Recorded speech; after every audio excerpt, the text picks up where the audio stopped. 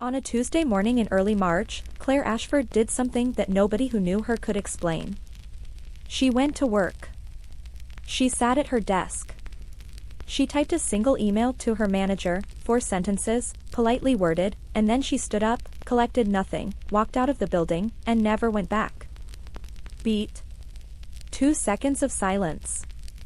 Her apartment was found cleared out 3 days later. No note. No forwarding address. Her phone was on the kitchen counter, switched off, battery dead. Her car was parked at a trailhead 200 miles north, keys still in the ignition, a hand-drawn map on the passenger seat. The map led into the forest. Nobody followed it. Music begins, low, slow, atmospheric. For the next 7 years, Claire Ashford lived completely alone in a stretch of remote woodland that most people have never heard of and would never choose to enter. No electricity. No running water. No contact with another human being for months at a time. She was 31 years old when she went in. She was 38 when she came out. Pause. What happened in between is one of the most extraordinary accounts of deliberate solitude I have ever come across. And when she finally agreed to tell it, all of it, what she described was not what anyone expected. This is Claire's story. If you had met Claire Ashford in the winter before she disappeared, you would not have seen it coming. She was the kind of person who showed up on time. Who remembered your birthday. Who sent a follow-up email after every meeting and kept her desk meticulously organized and brought homemade bread to the office at Christmas. She was 31. She worked in urban planning for a mid-sized city council, a job she had worked toward for nearly a decade, a career that was, by every visible measure, going well. She rented a flat on the 3rd floor of a converted Victorian terrace. She had a small circle of friends she saw regularly, a gym membership she actually used, and a cat named Ellis. She was not unhappy. That's what made it so hard to understand.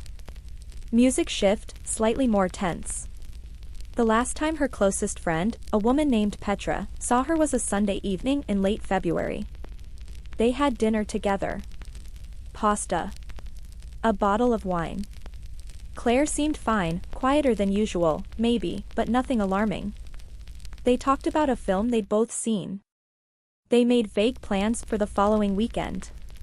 Petra said, "Goodbye," at the door. Claire hugged her slightly longer than usual.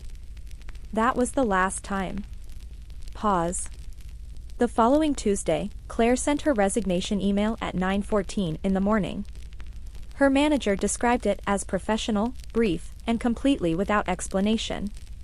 She cited no reason. She gave no notice period beyond what was legally required.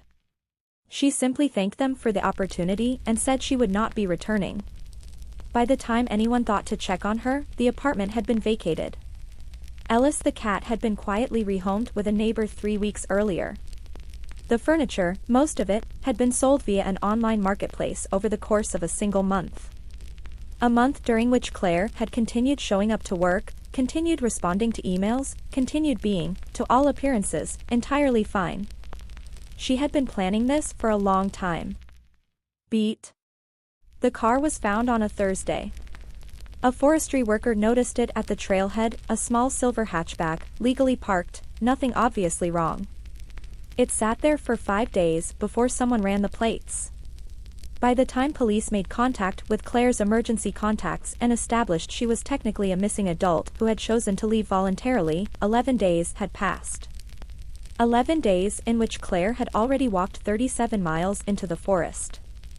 To understand what Claire walked toward, you first have to understand what she walked away from. She grew up in a small market town, the middle child of 3. Her parents were both teachers, steady, practical, kind. By her own account, her childhood was unremarkable in all the best ways. Ordinary summers.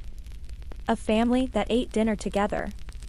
A bedroom with a window that looked out over a garden. Nothing happened to her that would explain, to an outsider, what she eventually did. She studied at university for 4 years. She was good at it, organized, precise, capable of the kind of sustained focus that difficult coursework demands. She graduated with good marks. She got a good job. She moved to a city. And then, somewhere in the years that followed, somewhere in the accumulation of mornings and meetings and weekends that blurred together and targets and performance reviews and the low, persistent hum of a life that was fine, something began to shift. Pause. She described it later as a feeling of translation. As if she were constantly translating herself, who she actually was, into a version that worked in the context she found herself in. And that the translation was getting harder every year. That the gap between the original and the translation was widening. That she was spending so much energy maintaining the version of herself that was legible to the world around her that she had no energy left for anything else. Beat.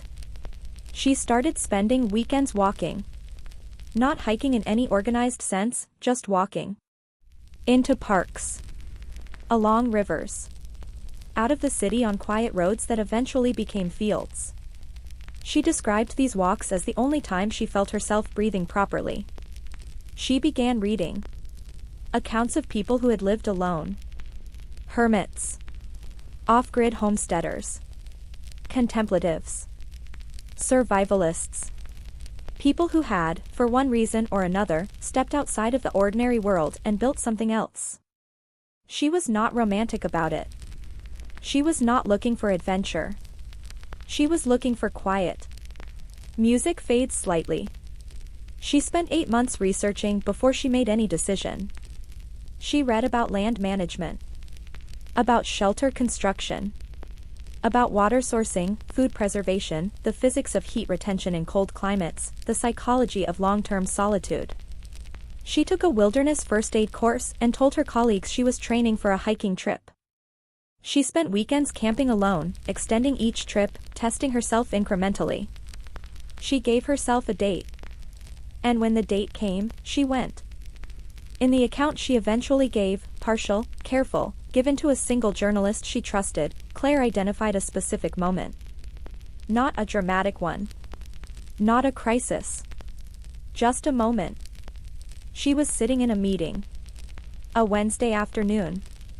Someone was presenting data on a planning proposal. The room was warm. The overhead lights were the particular shade of institutional white that makes everyone look slightly unwell. Someone was talking about consultation periods and stakeholder engagement and projected completion timelines. And Claire looked at her hands, flat on the table in front of her. And she thought, I am going to sit in rooms like this for the rest of my life. Long pause. Not with dread. Not with panic. With perfect, clear, terrible certainty. She said it was the calmest she had felt in years. The decision, she realized, had already been made. Had perhaps been made for some time without her fully acknowledging it. The only thing left was the doing of it. She went home that evening and began making a list. Music returns, low, deliberate. What followed was 8 months of quiet dismantling. The cat rehomed. The furniture sold in careful increments. Money saved, debts cleared, nothing left behind that would need managing. She told no one.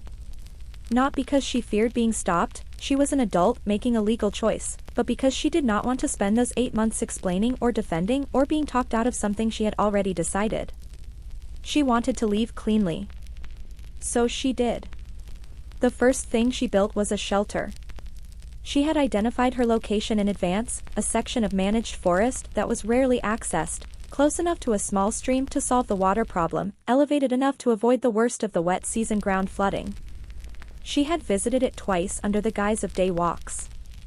She knew the terrain. She arrived in early March, which gave her approximately 6 months before the serious cold came in. 6 months to build something that could keep her alive through winter. She started with a tarp. Then a timber frame. Then, over weeks of slow, careful work, a structure that was, by the time the first frost arrived, genuinely weatherproof. Small. A single room, essentially. Packed earth floor. A wood stove improvised from salvaged materials she had carried in over multiple trips. Shelving. A sleeping platform elevated off the ground. It was not comfortable. It was sufficient. Beat. The first winter was the hardest thing she had ever done. She had prepared for the practical difficulties, the cold, the physical work, the reduced daylight, the limited food. She had not fully prepared for the silence.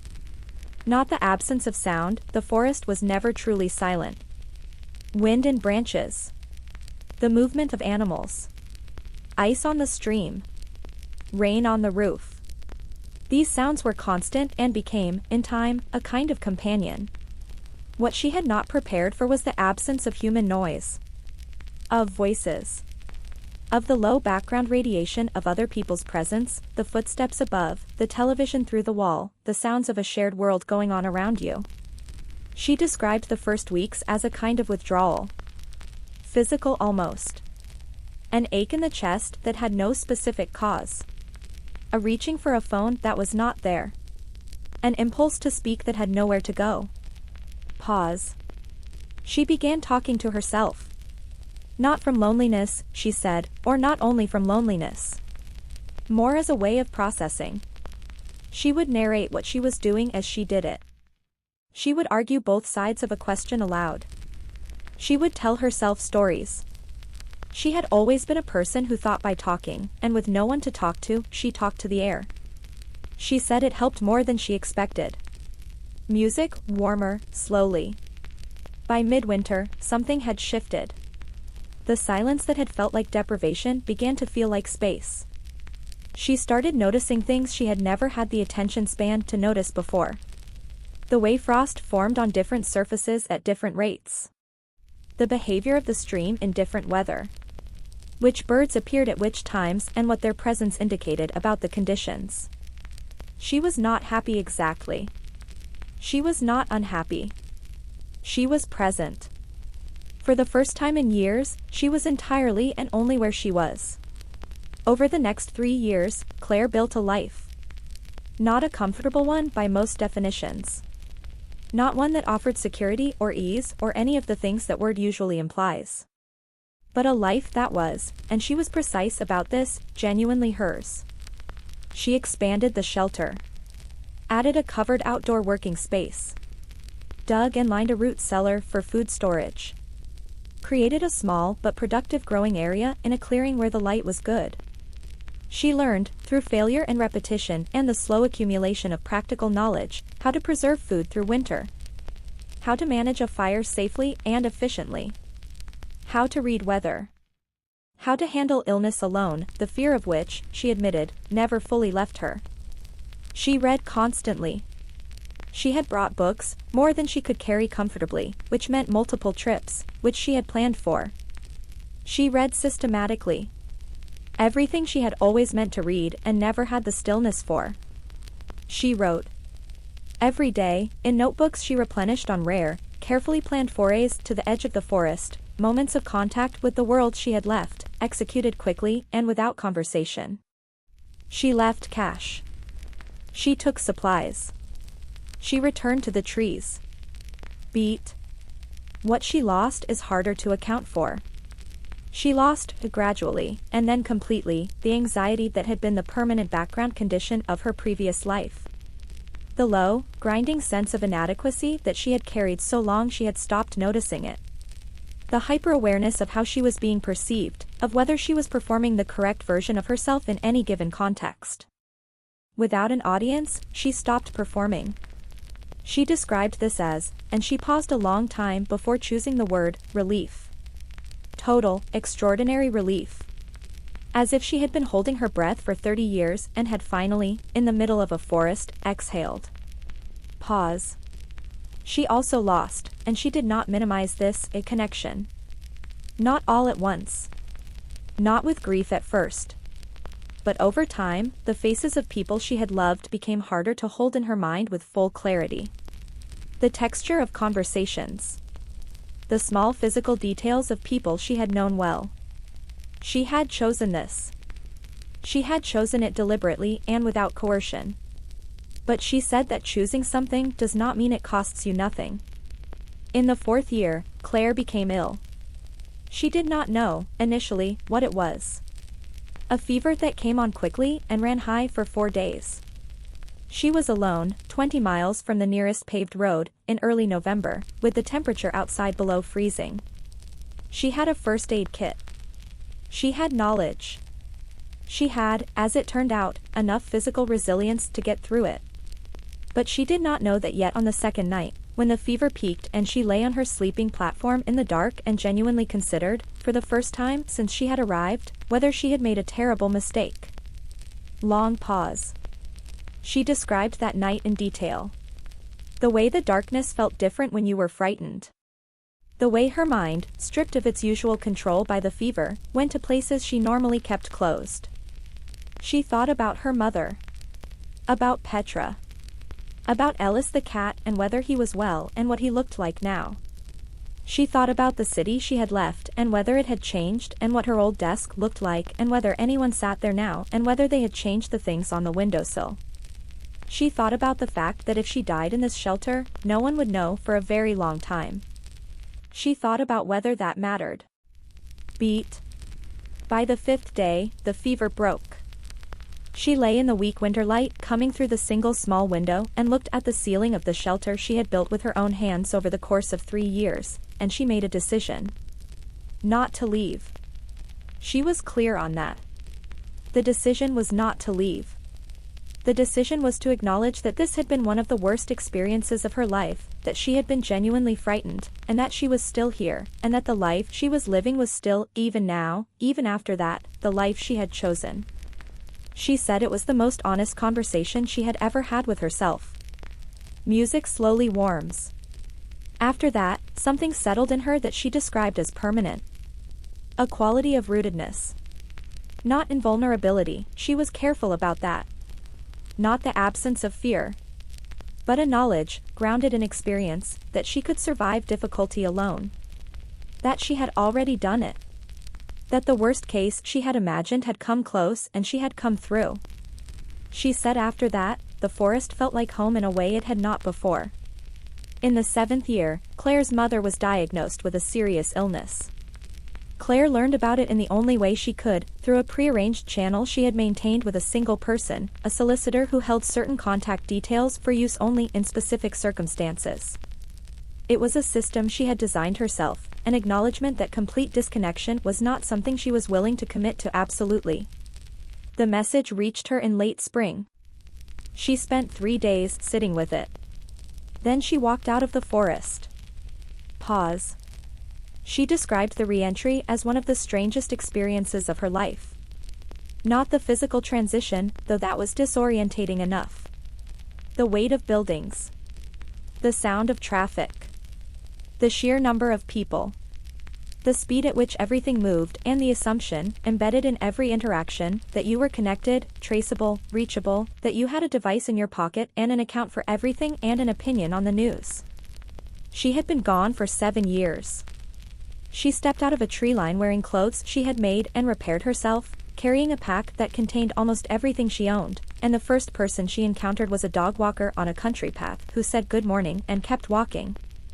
She said she stood still for a long time after that. Beat. Reuniting with her family was, she chose her words carefully here, complicated and beautiful and painful in ways she had not anticipated. Her mother was ill but stable. Her siblings were older. There were new people, partners, children, faces she did not know. The world had not waited for her. It had continued entirely without reference to her existence. She had known this would be the case. She had understood it intellectually. Understanding something intellectually is not the same as standing in your mother's kitchen and realizing that 7 years of life have occurred in every direction and none of it involved you. Pause. She stayed for 4 months. She helped with her mother's care.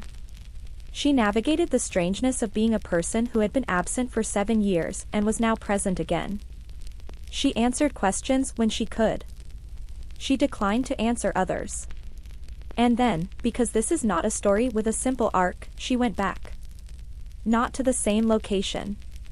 But to the same life. To the trees, to the solitude, to the version of herself that she had built there. She went back because it was, after everything, still home. The single interview Claire gave was conducted in writing. Questions submitted, answers returned. She agreed to it on one condition, that she not be found. The journalist honored that. So will we. But I want to close with something she wrote toward the end of that exchange. When asked whether she had any regrets, she answered as follows. Read slowly. Let each sentence land. She said she regretted nothing she had done. She said she regretted some of what it had cost other people, which was not the same thing. She said that she did not think her choice was the right choice for most people and had never claimed that it was. She said that what she had learned, more than anything else, more than survival skills or self-reliance or the rhythms of the natural world, was that silence is not empty. That solitude is not the absence of a self but the presence of one, undistracted. She said she had gone into the forest looking for quiet. She had found, instead, herself. Long pause. Music fades to near silence. And she said, and this is the part one keep returning to, she said that she had always been afraid that if she stopped performing the life she was supposed to want, she would discover there was nothing underneath. What she found underneath was something she had never been able to hear before. Beat. It was enough. Silence. Then fade out. If this story stayed with you, I'd like to know which part hit hardest. Leave it in the comments below. And if you know someone who's been thinking about walking away from everything, maybe send this to them. Not as advice. Just as proof that it's been done. And survived. And sometimes, in its own strange way, chosen again. Subscribe if you want more stories like this. I'll see you in the next one.